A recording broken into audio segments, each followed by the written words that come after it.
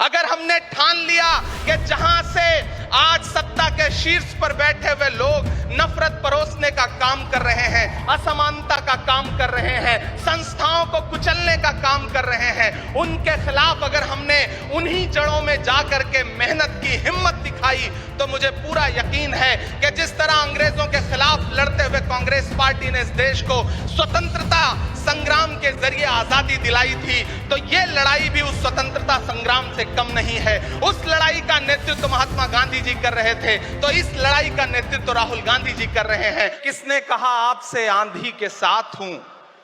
ये किसने कहा आपसे आंधी के साथ हूं? मैं गोडसे के दौर में गांधी के साथ हूं। इस राष्ट्रीय अधिवेशन में पूरे भारत के एक एक छोर से, एक एक राज्य से आए हुए कांग्रेस पार्टी के जो तमाम सदस्य यहां पर उपस्थित हैं, मैं आपकी ऊर्जा को सलाम करता हूं और मैं आज जो प्रस्ताव पेश हुआ है उस पर बात करने के लिए आपके बीच में खड़ा हूं। एक ऐसा मुश्किल दौर है जब सत्ता में बैठे हुए सत्ताधीशों ने नफरत को अपना परमानेंट हथियार बना लिया हो।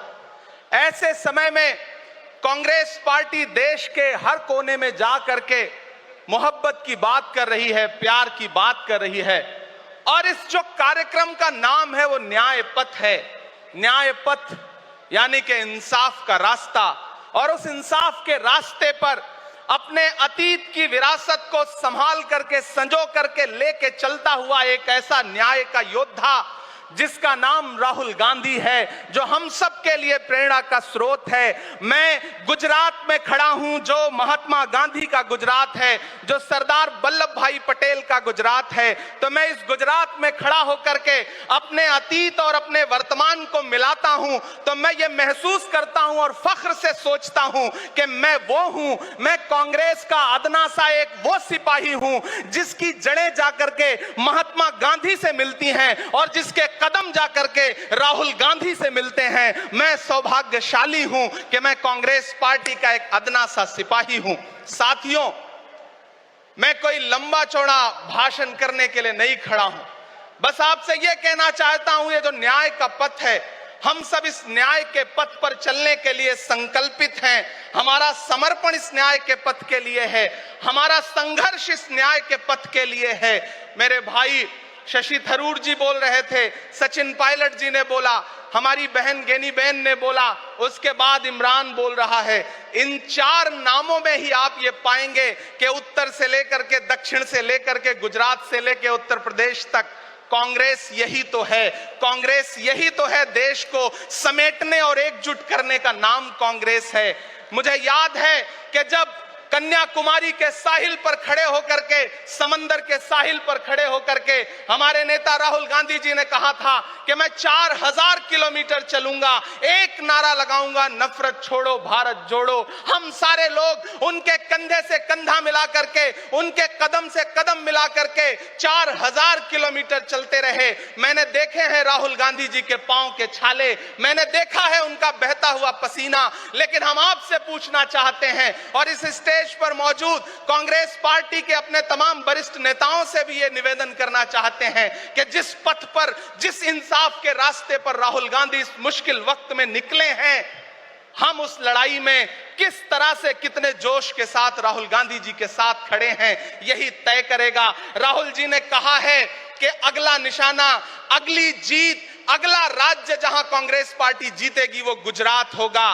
तो याद रखिए कि हार तब होती है जब ठान लिया जाता है, हार तब होती है जब मान लिया जाता है, जीत तब होती है जब ठान लिया जाता है। अगर हमने ठान लिया कि जहां से आज सत्ता के शीर्ष पर बैठे हुए लोग नफरत परोसने का काम कर रहे हैं, असमानता का काम कर रहे हैं, संस्थाओं को कुचलने का काम कर रहे हैं, उनके खिलाफ अगर हमने उन्हीं जड़ों में जाकर के मेहनत की, हिम्मत दिखाई, तो मुझे पूरा यकीन है कि जिस तरह अंग्रेजों के खिलाफ लड़ते हुए कांग्रेस पार्टी ने इस देश को स्वतंत्रता संग्राम के जरिए आजादी दिलाई लड़ाई थी, तो ये लड़ाई भी उस स्वतंत्रता संग्राम से कम नहीं है। उस लड़ाई का नेतृत्व महात्मा गांधी जी कर रहे थे, तो इस लड़ाई का नेतृत्व राहुल गांधी जी कर रहे हैं और हम सारे लोग राहुल गांधी जी के साथ खड़े हैं। हो सकता है कुछ लोग इस सफर में, इस मुश्किल सफर में छोड़ के चले गए हों, उन्हें नजरअंदाज करिए और एक नई पीढ़ी, एक नई ऊर्जा के साथ राहुल जी के साथ खड़ी हो।